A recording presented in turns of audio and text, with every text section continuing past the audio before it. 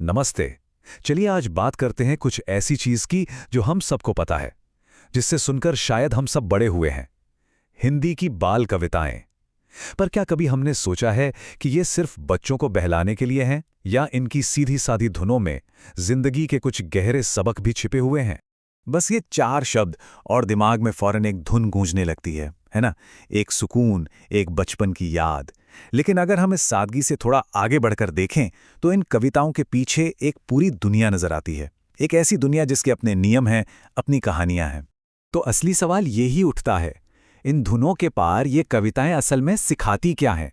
आज हम इन्हीं आम से लगने वाले गीतों को एक अलग नजरिए से देखेंगे, ये समझने के लिए कि ये बच्चों को जिंदगी के पहले पाठ कैसे पढ़ाती हैं। तो देखिए, सबसे पहले तो ये समझना जरूरी है कि ये कविताएं सिर्फ अलग अलग गीत नहीं हैं। अगर इन सबको एक साथ देखें तो ये मिलकर एक पूरा ब्रह्मांड बनाती हैं, एक काल्पनिक दुनिया जिसमें कोई भी बच्चा पहली बार कदम रखता है। मतलब बात सिर्फ शब्दों के मतलब की नहीं है, बल्कि उस दुनिया को समझने की है जो इन कविताओं के अंदर बसी हुई है। ये एक बच्चे को मिलने वाली पहली कहानियां हैं जो उसे सही गलत, हीरो और यहाँ तक कि खतरों के बारे में भी बताती हैं, भले ही उसे उस वक्त इसका एहसास न हो। अच्छा, तो इस दुनिया को समझने के लिए सबसे पहले इसके किरदारों से मिलना होगा। और ये सिर्फ जानवर या चीजें नहीं हैं, ये कुछ खास तरह के कैरेक्टर्स हैं जो बच्चों को दुनिया में मौजूद अलग अलग तरह के लोगों और स्वभाव से मिलवाते हैं। देखिए, हर किरदार की एक खास भूमिका है। जैसे चंदा मामा एक दयालु लेकिन दूर बैठे अधिकारी की तरह हैं, जो खाना भी देते हैं और बच्चे को शांत भी कराते हैं। फिर आता है बंदर मामा, जो लालच में पड़कर फौरन मुसीबत में पड़ जाता है और पछताता है। हाथी राजा एक विशालकाय जीव है जिसे अपनी ही ताकत का अंदाजा नहीं। मछली और चूहे जैसे छोटे जीव हैं जो हमेशा खतरे में जीते हैं। और फिर एक बिल्कुल अनपेक्षित हीरो भी है, तितली। तो किरदारों से तो मुलाकात हो गई। अब आते हैं उस सबसे जरूरी चीज पर जो इन सबको एक धागे में पिरोती है, और वो है कारण और उसका परिणाम, एक्शन और उसका रिएक्शन। इन सारी कविताओं का निचोड़ इसी एक आइडिया पर टिका है।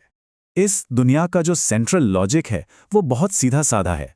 आप कुछ करते हैं तो उसका नतीजा फौरन देखने को मिलेगा। कोई लंबी चौड़ी फिलॉसफी नहीं, ये बच्चों के लिए कर्म का सबसे पहला और सबसे आसान पाठ है। चलिए बंदर मामा वाला किस्सा याद करते हैं। एक्शन क्या था?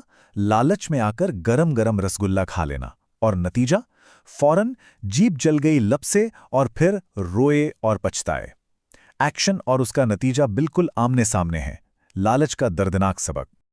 अब हाथी राजा को देख लीजिए। एक्शन, एक छोटी सी कुर्सी पर बैठ जाना, परिणाम कुर्सी चटर पटर करके टूट गई। ये अपनी हदें समझने का सबक है। हाथी राजा कोई विलन नहीं है, बस उसे अपनी ताकत और अपने साइज का अंदाजा नहीं है, और इसी वजह से नुकसान हो जाता है। और ये उदाहरण तो सबसे सीधा और शायद सबसे गंभीर है। एक्शन, मछली को पानी से बाहर निकालना, नतीजा वो मर जाती है। बाहर निकालो तो मर जाएगी। ये लाइन बहुत कठोरता से सिखाती है कि अपने माहौल से बाहर निकलना कितना जानलेवा हो सकता है। यहां कोई दूसरा चांस नहीं मिलता, नतीजा बिल्कुल फाइनल है। लेकिन रुकिए, क्या इस दुनिया में सब कुछ इतना ही सीधा है कि आपने गलती की और सजा मिली? नहीं, ये कविताएं ये भी सिखाती हैं कि दुनिया हमेशा लॉजिकल नहीं होती। कभी कभी चीजें बस हो जाती हैं और घटनाओं की एक अजीब सी चेन बन जाती है जिसका कोई सिर पैर नहीं होता। ऊपर पंखा चलता है वाली कविता तो सबको याद होगी। जरा इसकी घटनाओं की चेन देखिए। मामा दिल्ली गया, वहां से एक बिल्ली लाया, बिल्ली ने पंजा मारा और मामा गंजा हो गया। मतलब एक बात से दूसरी बात जुड़ती चली गई जिसका कोई तुक नहीं बनता। ये एक सबक है कि कभी कभी चीजें बस यूं ही बेतरतीब ढंग से हो जाती हैं। तो इस पूरी दुनिया में जहां कोई बेवकूफ़ी कर रहा है, कोई बेचारा शिकार बन रहा है, उसी भीड़ में एक छोटा सा किरदार है जो इस पैटर्न को तोड़ता है। एक बहुत नाजुक सा जीव, लेकिन उसकी प्रतिक्रिया बहुत दमदार। ये शब्द हट बदमाश इन कविताओं की दुनिया में एक बहुत ही चौंकाने वाला पल है। और ये शब्द कौन बोल रहा है?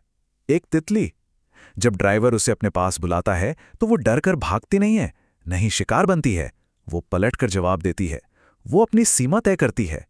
ये जो पल है ना, ये बहुत कुछ कहता है। उन चूहों के उलट जो बिल्ली से भाग रहे हैं, या उस बंदर के उलट जो अपने ही लालच का शिकार है, तितली सीधे खतरे का सामना करती है और उसे मना कर देती है।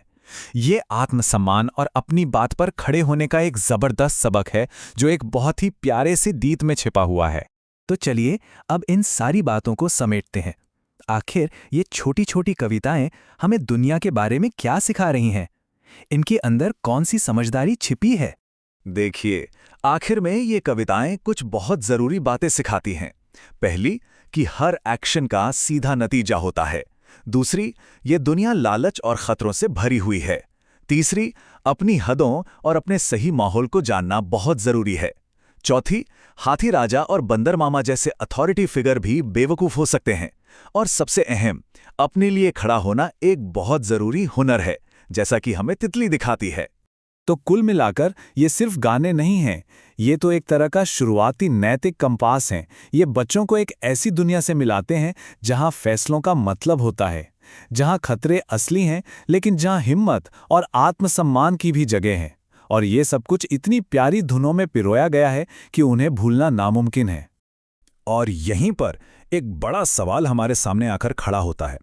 अगर इन पुरानी पारंपरिक कविताओं में इतने गहरे सबक छिपे हैं, तो सोचने वाली बात है कि आज के ज़माने के कार्टून, वीडियो गेम्स और ऐप्स हमारे बच्चों को दुनिया के बारे में कौन से शुरुआती पाठ पढ़ा रहे हैं। एक दिलचस्प सवाल है ना?